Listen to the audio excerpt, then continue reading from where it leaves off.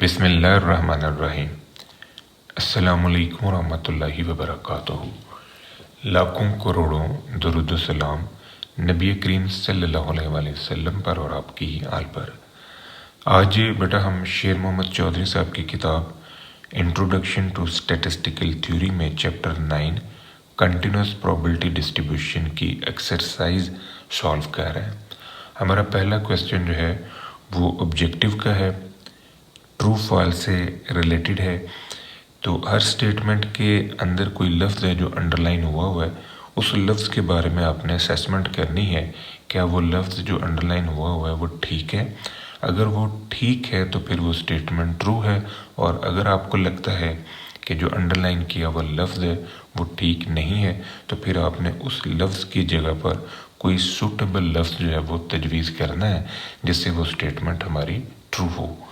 तो पहली स्टेटमेंट है the mean and standard deviation of exponential distribution are equal. ये इक्वल का लफ्ज़ जो है ये अंडरलाइन है, तो ये स्टेटमेंट बिल्कुल ठीक है क्योंकि जो एक्सपोनेंशियल डिस्ट्रीब्यूशन है उसका मीन और स्टैंडर्ड डेविएशन सेम होते हैं।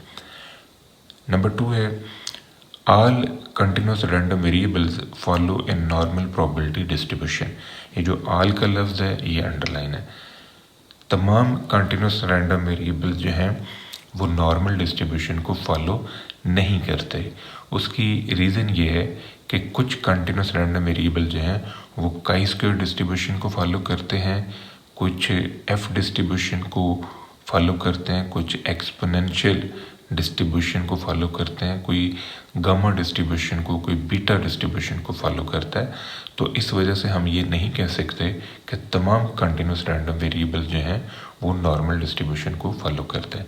ये स्टेटमेंट जो है ये ट्रू नहीं है। यहाँ आल की जगह पर आप ये लिख सकते हैं कि most of the continuous random variables follow normal distribution.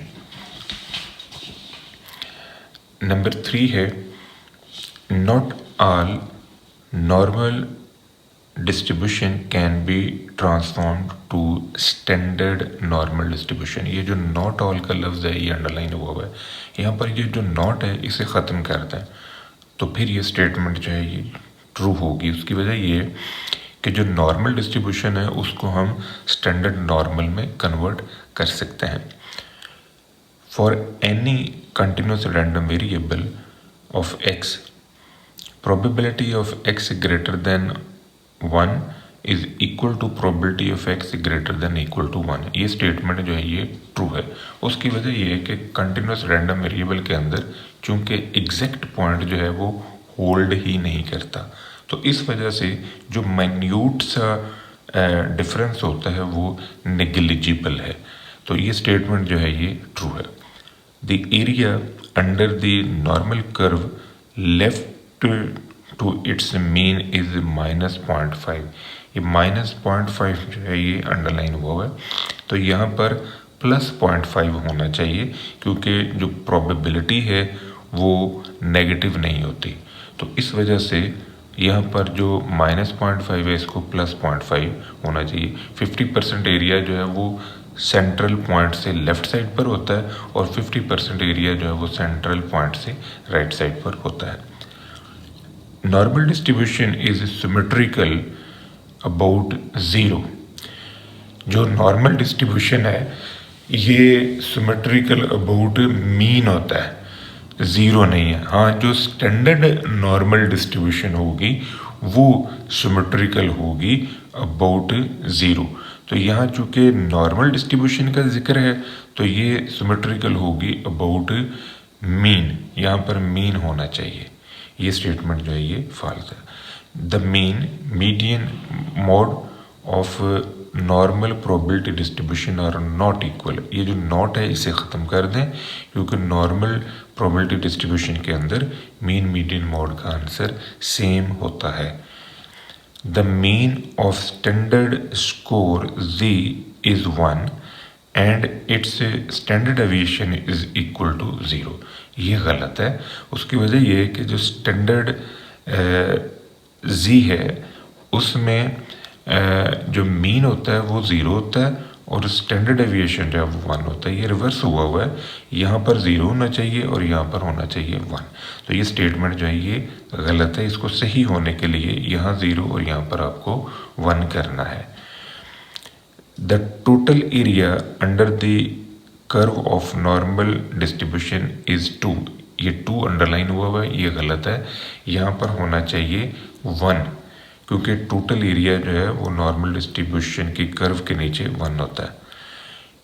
If the computed value of z is 0, then the value of normal random variable is greater than the mean of this variable. ये greater than जो है ये गलत है, यहाँ equal to होना चाहिए, क्योंकि जो z है उसका मीन जो है वो इक्वल टू 0 होता है। स्टैंडर्डाइज्ड नॉर्मल रैंडम वेरिएबल है z, और उस स्टैंडर्डाइज्ड रैंडम वेरिएबल का जो मीन है वो 0 और वेरिएंस जो है वो 1 होता है।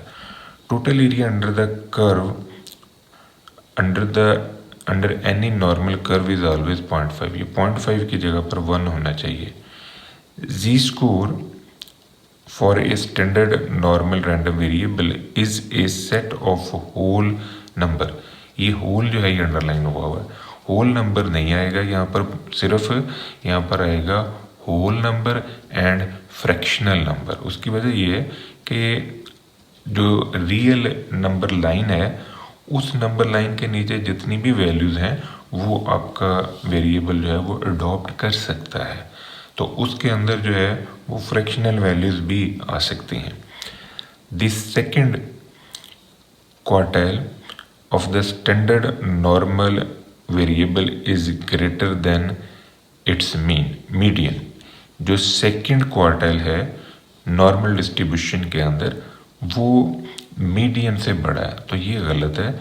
जो सेकंड क्वार्टाइल होता है वो बेसिकली मीडियन ही होता है, क्योंकि नॉर्मल डिस्ट्रीब्यूशन के अंदर second quartile, 5th decile, 50th percentile, mean, median, mod, ये सारे के सारे जो हैं ये बराबर होता है। तो ये स्टेटमेंट जो है ये गलत है, यहाँ पर इक्वल टू होना चाहिए। Transforming a normal distribution to standard normal distribution will not change the mean of the distribution. जब आप नॉर्मल डिस्ट्रीब्यूशन को स्टैंडर्ड नॉर्मल में कन्वर्ट करते हैं तो मीन की वैल्यू जो है वो चेंज हो जाती है। उसकी वजह ये है कि नॉर्मल डिस्ट्रीब्यूशन के अंदर जो मीन होता है वो म्यू होता है, और स्टैंडर्ड नॉर्मल डिस्ट्रीब्यूशन के अंदर जो मीन होता है वो 0 होता है। The standard score unit is the same as the unit of data. ये सेम का लफ्ज़ जो है ये अंडरलाइन है, तो यहाँ पर जो स्टैंडर्ड स्कोर यूनिट है वो सेम नहीं है, वो डिफरेंट होता है। नेक्स्ट है जी मल्टीपल चॉइस क्वेश्चन है, MCQ है। हर क्वेश्चन के नीचे आपको 4 ऑप्शन दी गई हैं, आपने जो सुटेबल ऑप्शन है वो चूज़ करना है। The area under the normal curve between -3 to -2 इस। अब इन 2 पॉइंट्स के दरम्यान जो एरिया है वो इनमें से आपने चूज़ करना है। तो इसको हम सॉल्व करेंगे, फिर हम इसे निकाल सकते हैं। ये without using table, standard normal table को यूज़ किए बगैर आप ये नहीं निकाल सकते। तो इसको मैंने सॉल्व किया हुआ है, ये ज़रा आप नोटिस करें। ये प्रोबेबिलिटी है जो मालूम करनी है, तो हम z लेस देन -2 में से z लेस देन -3 निकालेंगे। अब ये दोनों प्रोबेबिलिटीज़ जो हैं ये आपने मालूम करनी है, और इनको आप जो standard normal cumulative probability table है उसमें से मालूम करेंगे। तो -2 की जो प्रोबेबिलिटी है वो आपके पास है 0.0228, और -3 की जो प्रोबेबिलिटी है वो आपके पास है 0.0013। इन दोनों को आप यहाँ पर यूज़ करें, और यूज़ करके ये आपने रिक्वायर्ड आंसर जो है वो निकाला है। अब ये रिक्वायर्ड आंसर जो है ये आपका C में पड़ा हुआ है। ये C में भी ये पूरा नहीं है, यानी ये 0.0 0.0165 है, जबकि हमारे पास आंसर आ रहा है 0.0215।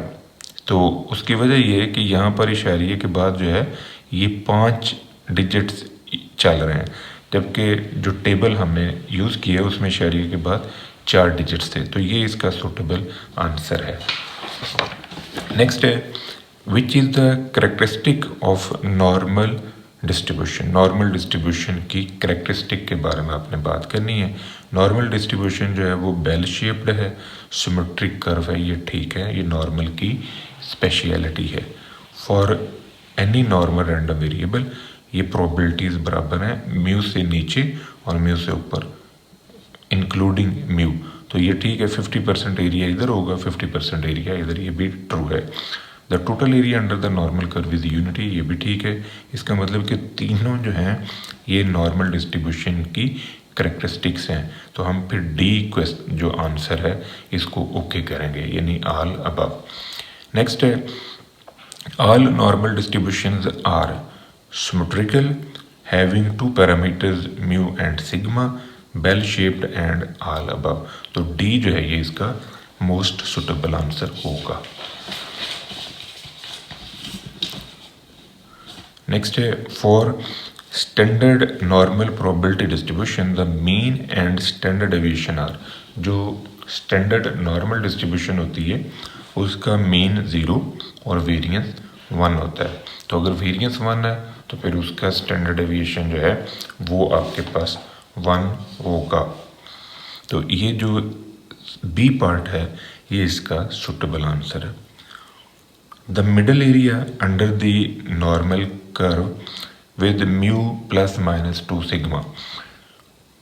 Mu plus minus 2 sigma में 0.9545 इतना डाटा जो है ये होल्ड करता है। अगर यहाँ पर म्यू प्लस माइनस सिग्मा होता तो फिर ये 0.6827 था।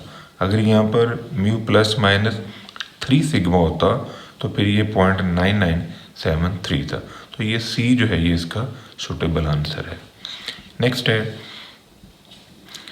For a normal distribution mu आपके पास है 50, सिग्मा 10 है, how much area will be scanned to the right of 50। यानी ये जो 50 है इसके नीचे भी 50% है और इससे ऊपर भी 50% है। तो हम यहाँ पर डी जो है इसे सुटेबल आंसर तस्वर करेंगे क्योंकि ये 50% 0.5 है। In normal distribution the mean deviation is equal to, जो नॉर्मल डिस्ट्रीब्यूशन है इसमें जो मीन डेविएशन होता है ये 4/5 ऑफ स्टैंडर्ड डेविएशन के इक्वल होता है। तो 4/5 को अगर आप सॉल्व कर लें तो ये 0.8 है, 0.8 स्टैंडर्ड डेविएशन। ये बी जो है ये इसका सुटेबल आंसर है। अगर यहाँ क्वार्टर डेविएशन लिखा होता तो क्वार्टर डेविएशन जो है वो 2/3 ऑफ स्टैंडर्ड डेविएशन होता है। तो फिर इस सूरत में सी जो है इसका बेस्ट आंसर होना था। नेक्स्ट है, the normal distribution will be less spread out when. Normal distribution का स्प्रेड जो है वो रिलेटेड होता है सिग्मा के साथ। तो यहाँ पर सिग्मा की वैल्यू अगर छोटी होगी तो फिर उसका स्प्रेड भी छोटा होगा। The life time of general tyre is normally distributed with average 40,000 kilometre and standard deviation 5,000 kilometer. The probability that a randomly selected tire will last more than 50,000 kilometer. अब ये probability जो है ये आपने सॉल्व करनी है, न्यूमेरिकल है, इसको सॉल्व किए बगैर हम मालूम नहीं कर सकते। तो इसका जो प्रॉपर आंसर है वो मैंने ये सॉल्व किया हुआ है। मीन की वैल्यू 40,000 किलोमीटर है, सिग्मा 5,000 किलोमीटर है। ये प्रोबेबिलिटी आपने निकालनी है कि जो टायर है वो 5,000 किलोमीटर से ज़्यादा चलता है। तो इसको आपने पहले जी में कन्वर्ट करना है क्योंकि ये ग्रेटर के सिंबल में है। इसको आप 1 minus probability of x less than 50,000 kilometre भी कह सकते हैं। अब इसको आप जी में कन्वर्ट करें x minus mu over sigma, 50,000 minus mu over sigma. ये म्यू और सिग्मा की कीमतें ये आपको दी गई हैं। इनको सॉल्व करें, ये आ जाएगी प्रोबेबिलिटी z लेस देन 2। अब z लेस देन 2 जो है ये स्टैंडर्ड नॉर्मल जो टेबल है, क्यूमुलेटिव स्टैंडर्ड नॉर्मल टेबल, उसमें 2 की वैल्यू हमारे पास आ रही है 0.9772। ये कीमत जो है ये आप यहाँ पर रखें और 1 में से इसे माइनस करें, ये आंसर आ रहा है 0.0228। तो ये 0.0228 जो है ये हमारा एग्जैक्ट आंसर होगा सी। नेक्स्ट है नंबर 10। नंबर 10 में which of the following statement is correct for standard normal curve.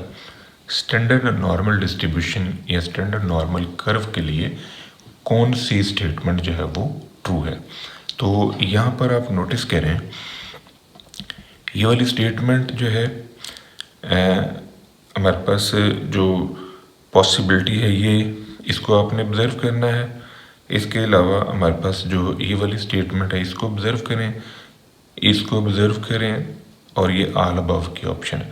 आप नोटिस करें कि जो ये वाली स्टेटमेंट है कि z ग्रेटर देन -2 और यहाँ पर है z लेस देन 2, ये स्टेटमेंट जो है ये ट्रू बनती है। बाकी दोनों स्टेटमेंट्स जो हैं वो ट्रू नहीं है। अब मैं इसको एक्सप्लेन करता हूँ कि ये कैसे ट्रू है। आप इस डायग्राम को ऑब्जर्व करें। चूँकि नॉर्मल डिस्ट्रीब्यूशन जो है ये एक सिमेट्रिकल डिस्ट्रीब्यूशन है। सिमेट्रिकल डिस्ट्रीब्यूशन वो होती है जिसमें 50% एरिया लेफ्ट साइड पर और 50% राइट साइड पर होता है, यानी बेल शेप्ड है। और ये जो -0.2 है, आप इस पॉइंट से राइट साइड पर सारी प्रोबेबिलिटीज़ को जमा कर लें तो जितना एरिया ये वाला है उतना ही एरिया यहाँ पर +2 के नीचे पड़ा हुआ है। तो प्रोबेबिलिटी के लिहाज से यानी न्यूमेरिकल आंसर के लिहाज से इस पॉइंट से ऊपर जितनी प्रोबेबिलिटी है, जितना एरिया है, उतना ही एरिया इस पॉइंट से नीचे है। इस पॉइंट से नीचे उतनी ही प्रोबेबिलिटी फॉल कर रही। न्यूमेरिकली दोनों आंसर सेम है। अब फ़र्क क्या पड़ा हुआ है? फ़र्क सिर्फ लोकेशन का है। आप -2 से ऊपर की तरफ प्रोबेबिलिटी मेजर कर रहे हैं और यहाँ पर आप +2 से नीचे की तरफ प्रोबेबिलिटीज मेजर कर, तो न्यूमेरिकली दोनों आंसर जो है वो सेम है। इस वजह से जो ये वाली स्टेटमेंट है बी, ये स्टेटमेंट जो है ये हमारी ट्रू स्टेटमेंट है। ये था बेटा आज का हमारा लेक्चर। दुआ में याद रखिएगा। इंशाल्लाह अगली वीडियो के साथ फिर हाजिर होंगे। फी अमान अल्लाह।